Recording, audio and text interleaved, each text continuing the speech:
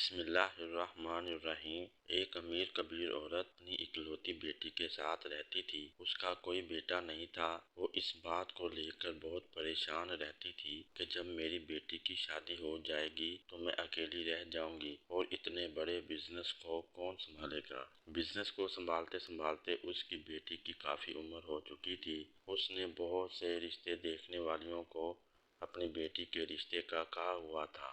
ایک دن ایک رشتے والی اس کے پاس آئی اور ایک رشتے کا بتایا کہ میری نظر میں ایک لڑکا ہے، لیکن وہ ہماری بچی سے 8 سال چھوٹا ہے، پر لڑکے کو اس بات پر کوئی اعتراض نہیں اور وہ ہے بھی اکیلا، اس کے آگے پیچھے کوئی نہیں۔ رشتے والی نے اس لڑکے کے ساتھ ان کی ملاقات کروائی۔ ملاقات کر کے لڑکی کی ماں کو تھوڑی تسلی ہوئی، کیونکہ لڑکے نے اس کو کہا کہ ماں جی میں اکیلا ہوں، آج سے آپ ہی میری ماں ہیں، میں آپ کا داماد نہیں بلکہ آپ کا بیٹا بن کر رہوں گا آپ کے ساتھ آپ کے گھر میں۔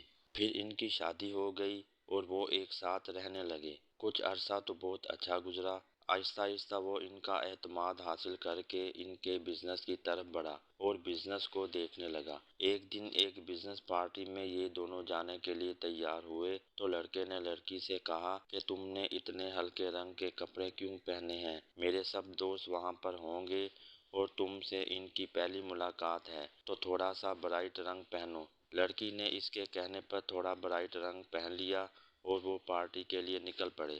جب وہ پارٹی پر پہنچے تو سب دوستوں نے دیکھا کہ اس کی بیوی تو اس سے عمر میں بڑی ہے۔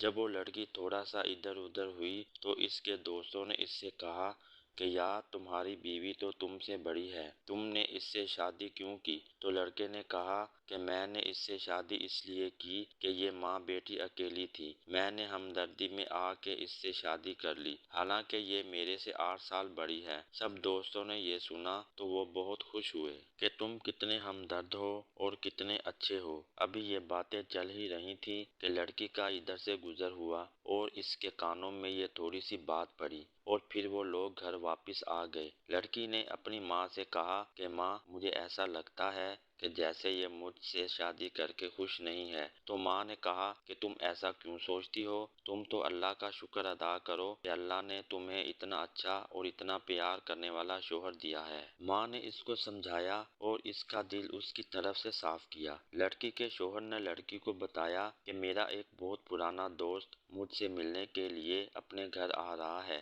تو میں چاہتا ہوں کہ کھانا جو ہے وہ تم اپنی نگرانی میں تیار کرواؤ۔ تو لڑکی نے کہا کہ ٹھیک ہے۔ اس کا دوست شام کو آ گیا اور ملاقات کرنے کے بعد لڑکی کچن میں چلی گئی۔ وہ دونوں دوست آپس میں بیٹھ کر باتیں کرنے لگے۔ دوست نے بولا کہ یار تم نے اتنے بڑے گھر میں شادی کیسے کر لی اور وہ بھی اپنے سے بڑی لڑکی کے ساتھ؟ تم تو شروع سے ہی اپنے سے بڑی لڑکی سے شادی کرنے کے حق میں نہیں تھے۔ تو لڑکے نے بڑی آہ بھر کے جواب دیا، یار اب تم سے کیا چھپانا، میں نے شادی صرف اور صرف ان کی دولت دیکھ کے کی، ورنہ میں ایسی لڑکی سے کبھی شادی کرتا جو دیکھنے میں میری بیوی نہیں بلکہ میری ماں لگے۔ ابھی یہ سب باتیں کر ہی رہے تھے کہ باہر کھڑی اس کی بیوی اور اس کی ساس نے یہ ساری باتیں سن لی اور وہ دونوں اندر آئیں اور لڑکی کی ماں نے آگے بڑھ کے اس لڑکے کے منہ پر تھپڑ مارا اور کہا کہ میں نے تو تمہیں اپنا بیٹا سمجھا تھا اور تم پر بھروسہ کیا تھا، پر تم نے ہمارے ساتھ کیا کیا؟ اگر تمہیں دولت ہی چاہیے تھی تو تم مجھ سے مانگ لیتے، میں اپنی بیٹی کا صدقہ سمجھ کر تمہیں دے دیتی، پر تم ہمارا اس طرح سے بھروسہ مت توڑتے۔